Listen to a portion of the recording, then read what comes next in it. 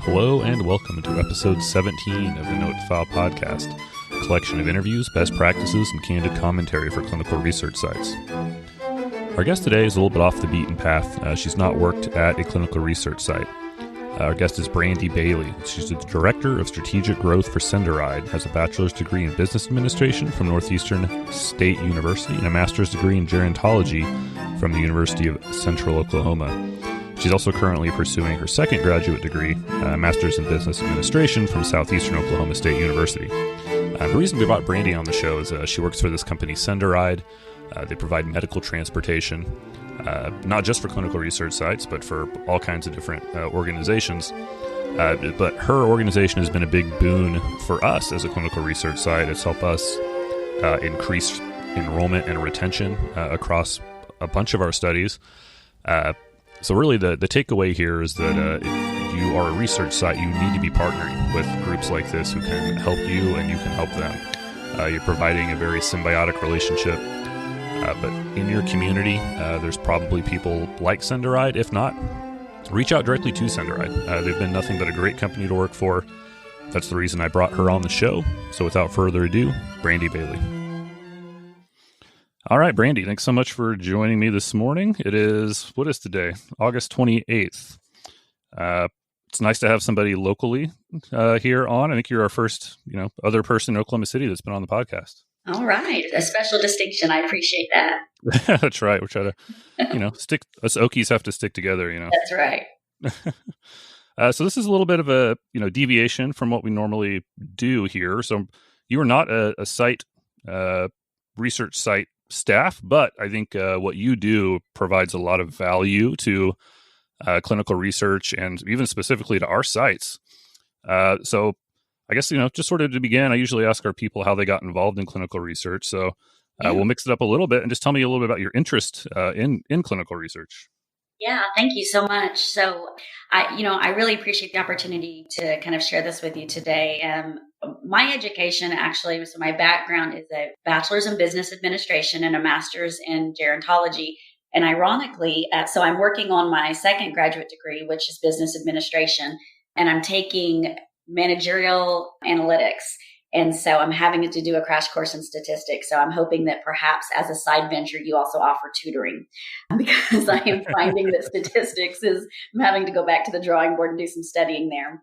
But that being said, professionally, my background has largely been in the development and operations of just innovative healthcare models. I truly believe that the future of healthcare really does lie in the continued evolution of our healthcare business models. And I love the idea of becoming more aligned with supporting the outcomes versus those fee-for-service models. So with that in mind, as we continue to evolve our protocols for treatment, and especially those that embrace that holistic care approach, we have to take into consideration the patient's environments in which they live, their social conditions, mental and physical health. So I believe that the innovation of healthcare directly intersects with clinical research, because your work facilitates outcome-based care by helping us find the most efficient and the most effective way to treat the patient's condition. And at the end of the day, that's what it's all about, is about providing the highest quality of life for patients. And that means giving them access to more effective treatments. And so that's really why I love partnering with clinical research, because it really does support that growth and that evolution in healthcare and in the way we treat patients. Yeah, no, I think you're right. It is a very holistic approach. And, obviously it's a good segue into what you're doing now and how that contributes to the greater clinical research and just quality of life for patients. So tell us a little bit about what you're doing now. Yeah, absolutely. So after many years working in population health and innovative CMS kind of payment models, I just recently transitioned to SendaRide. So my title is Director of Strategic Growth. But the interesting thing is I was a customer of SendaRide for years back in my former life as a healthcare CEO. I recently joined the SendaRide team because I love being able to impact healthcare and patient outcomes on a larger scale. So my goal with SendaRide is to align strategically with organizations whose business model would necessitate patient access. And that brings us to organizations like clinical research. So, we know that recruitment and retention of patients can be difficult, and especially a lot of the clinical trials do target older adults that have those mobility challenges or those socioeconomic challenges that prevent them from having that transportation component. So with SendaRide, we're really uniquely positioned to support clinical trial organizations because we have a software as a solution platform that is uniquely designed to meet those needs, as well as meeting the needs of the clinical sponsor, which include the HIPAA compliance, the ease of use, OIG compliance, and just all of those things that we have to be worried about in the healthcare realm.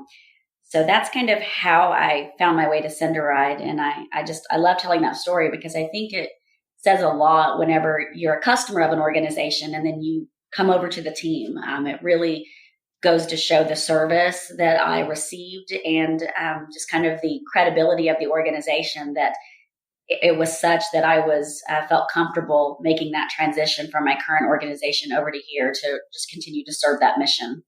Yeah, no, I think definitely says a lot about the company. And I know just in our experiences, as a research site, this is a problem that exists, is getting people in the door. And, what SendaRide's made some huge increases in our recruitment and our retention. I mean, everyone we've funneled through SendaRide has, we've retained. We've not lost anyone who's been in our studies that we've offered rides through SendaRide with. That's a ridiculously easy program or a website to use as far as getting our stuff scheduled. Patient rides have been reliable. If you're a clinical research site, you should be partnering with SendaRide. Are you guys sort of expanding your markets? Where are you guys right now? Yeah, that's a great question. First of all, thank you for the compliments. We definitely want to make sure that our services are easy to use and reliable. I think that's the key, especially with clinical trial research, is that you have to be able to rely on your volunteers, your patients, to be there when you need them. Your outcomes depend on it, as do theirs. So I appreciate that. But right now, so we started here, as you said, I'm an Okie girl. We started here in Oklahoma City, and we were started by a healthcare attorney here in the area. So we're currently serving the majority of Oklahoma, especially the metro areas like Oklahoma City and Tulsa. We are also serving in Texas and all the major metropolitan areas that you would expect: the Houston, Galveston, San Antonio, Dallas, Fort Worth, Decatur. We're working on abilities to expand right now into Lubbock and also into El Paso. So working on that and just kind of really saturating the space there in Texas. And then part of my role is to help grow us into other states. So I have kind of a laundry list of states that are our next launching points. And then definitely top of that list would be Florida, Kansas, Colorado, Ohio. So really we have a list of areas that we want to target, but if there's an organization that has a need, we can get up and running in that target area very, very quickly. So as individuals reach out to us or we reach out to them and we're able to establish a business use, then we can partner very quickly with that organization and get up and running to start meeting their needs right away. Yeah, and that's huge. So, again, if you're a research site, research network, I definitely recommend reaching out to SendaRide. They've been, a lifesaver for us. And, these are things you should be able to get covered by a study sponsor as again, just as a tip as a research site. If they're not covering the cost of transportation, go renegotiate your budget. It should be an easy pass-through cost. Sponsors want subjects in their trial and they want them retained. So whatever you can do to do that, they're usually willing to pay for.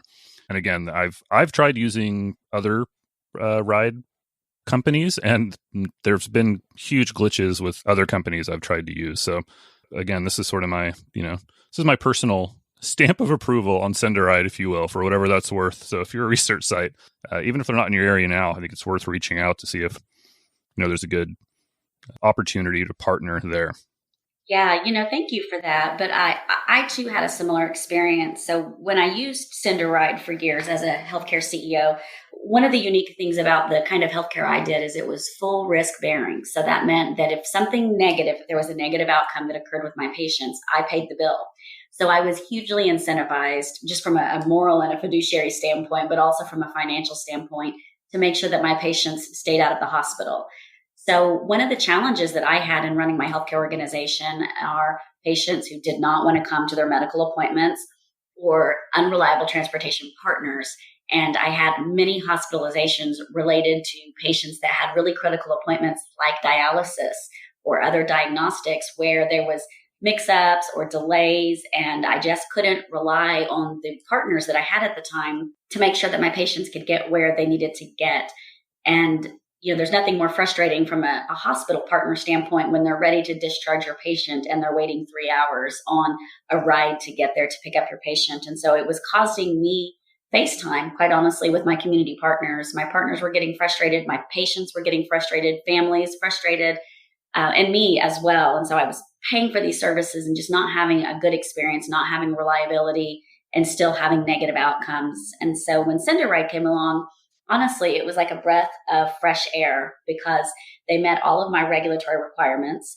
They were HIPAA compliant, they were reliable, and I knew that if I booked a ride with SendaRide, my patient was going to get where they needed to get. And so that ultimately is part of what brought me here. Is it's really wonderful to be a part of an organization that truly delivers at an exceptional level.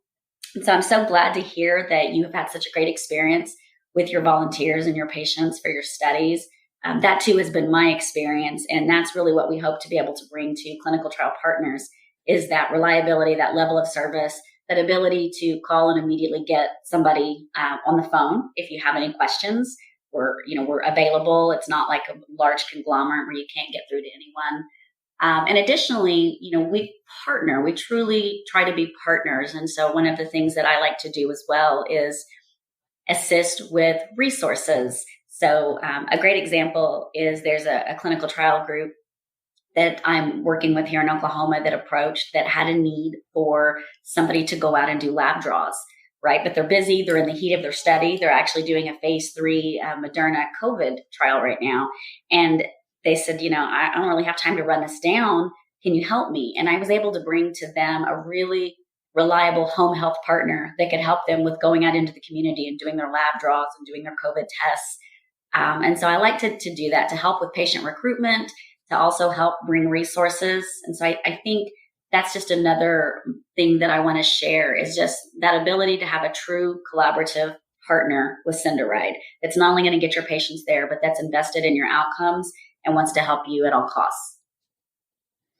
Yeah, no, that's huge that it's, not just a purely transactional relationship. I mean, you really are building a bigger partnership. And that, again, that goes a long way if you're a small research site that, needs that sort of, help as much as you can offer. And that's a really cool idea, just as an aside, having the ability to run labs or even a person to go draw labs sort of remotely. So that's an interesting sort of synergy there that you guys came up with. Yeah. And it's definitely, so again, our goal is to be as supportive as we can possibly be to our partners. And when there's a need, we try to be very agile in meeting all of those needs. And so when the information came forward that our partners needed help with patient recruitment, then we're here for that. If they need help with getting labs or delivering medications or whatever it is, then we can courier things and not just people. One of the other things too that we have is a great data system as well. And so we can also help our partners with collecting data very easily, which we know is a huge part of what you do and having to document and generate your outcomes. So we have that dashboard as well that's really user-friendly that allows you to pull all of your data and run the analytics. So yeah, SendaRide is our goal again is just to be that very high-level collaborative partner, not just focusing on the transaction as you mentioned, but just on the relationship as a whole. Very good. So again, knowing that, you're not necessarily directly from a research site, but, what's a best practice or some best practices that you'd share with people maybe in the broader healthcare community, if not clinical research specifically? Yeah. For me, I think one of the best practices that I have always engaged is networking and partnerships. It truly is such a small world in healthcare, and I'm finding it's a small world in clinical trial research as well. And we all interact with each other. And so networking, building relationships, and just being a friend, helping each other any way and anywhere we can. I really love, and that's part of why I love the Note to File and why I begged you to be a part of it, because I love this format because I think it's wonderful in that you said something to me that was really powerful. You said, there's enough trials to go around, right? There's sadly, we have enough medical need. There's enough trials to go around. And so with that, there's no reason not to share best practices and not to share what we've learned. And I love that on your note to file, you share software solutions, you share tips, tricks, whatever it is, because overall, it's just a very selfless endeavor of trying to help the next man succeed. And I'm a big supporter of Note to File and of other opportunities like that, where we can share what we know, we can support one another's success, because ultimately, then it helps the patient be more successful and gives them a higher quality of life. And that's really what it's all about. I think at the end of the day, whether you're in clinical research or whether you're in healthcare, you are motivated to help your community. You're motivated to help people in general. And so when we're able to work together and pool our resources and we're able to leverage things like Note to File, and we're able to leverage opportunities to network and to connect, then we can do just that. We can really help evolve at a much faster rate. I would also say data is key, as with everything. I'm a huge proponent of managing by metrics and not anecdotally. And so whether you're managing a case study or whether you're managing a healthcare organization, whatever it is, you have to have a really good data analysis tool. And so my 2 words of advice would be: work your networks, establish great relationships, be a great partner, and always keep your eye on the data. Yeah, that's very well said. I mean, I think, again, we sort of suffer specifically in the clinical research world and, this sort of scarcity mindset. Like, if I share information with you, then, I'm giving something away that, I need to keep my hands on. And again, I think I'm a broken record. The networking is very undervalued, I think, in clinical trials. We should all be learning from each other. So I think that's what I'm trying to sort of foster as much as possible across the clinical research community. And even with our relationship with SendaRide, we've been able to share a lot of even networking opportunities with, other research sites and things like that. So, and again, that's where we're all going. We all want to help. We all want to help patients. We all want to make a better, healthier world, so I think we should be as much free flow of information as we can have, the better. Very cool. And obviously data is obviously super important in clinical research. We deal in, objective data. So the better quality your data is, again, the better outcomes we have for everyone, whether that be on the research side or even in your, own business metrics. Again, something that I don't know is always very highly valued as a clinical research site. They're not oftentimes run quite as a business, maybe to that degree. So that's something, again, that's a great value you guys bring to these research sites. Yeah, absolutely. Very awesome. So what are some resources that you use that you find indispensable in what you do, and even things that might, again, sort of apply to the broader research community? Yeah, so I have a longstanding love affair with Excel. So I am a self-proclaimed data geek. And in my healthcare background, a lot of the healthcare organizations that I ran were government funded or not, a non-for-profit. And, you're always operating on just a shoestring budget. And so I know there's a lot of really kind of sexy tools out there, but I could never afford those sexy tools. So I have, again, a longstanding love affair with Excel, where I just love to capture data and I analyze every single aspect. I just am one of those people that believe that the devil is in the details. And I love to create dashboards and metrics that help me constantly grow and improve my performance, but also help me grow my team and help grow them in a very meaningful and targeted way. So I know Excel is kind of an old thing, but the next kind of level that I've grown into that I really enjoy, and I think it's just super cool, and I still have a lot to learn about it, but I love leveraging Tableau as well. And so you can share your Excel documents and your data into Tableau and really create these wonderful interactive dashboards.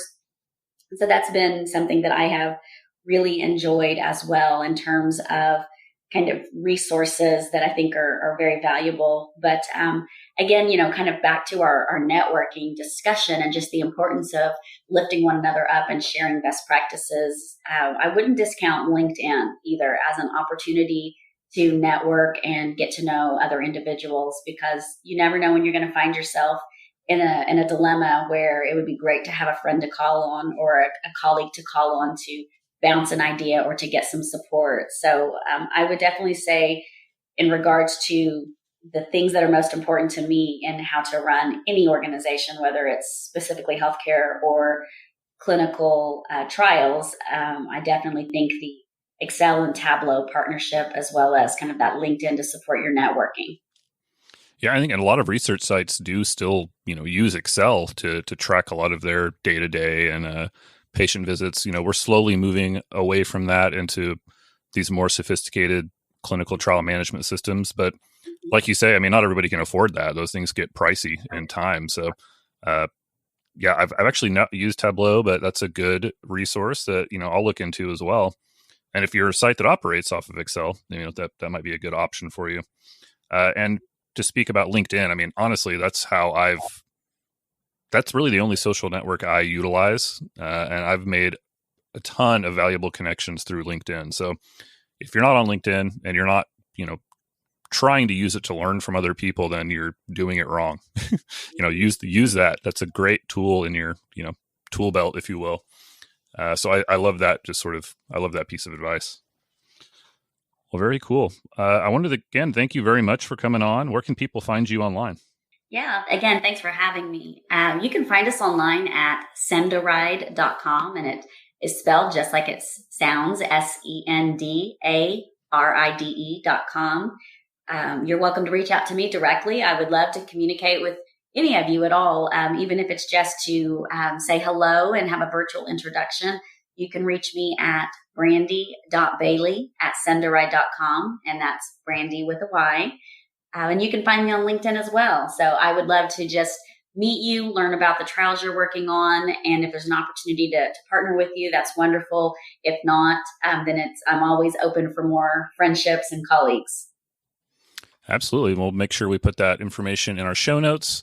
I'd definitely recommend reaching out to Brandy. I've had some meetings with SendaRide, and even they've helped bring some things to light that, kind of made me look at our organization differently, or some things that we may implement over time. So even, again, like she said, if you don't have an immediate need, there are some things that still be useful. Never hurts to have another friend out there, does it?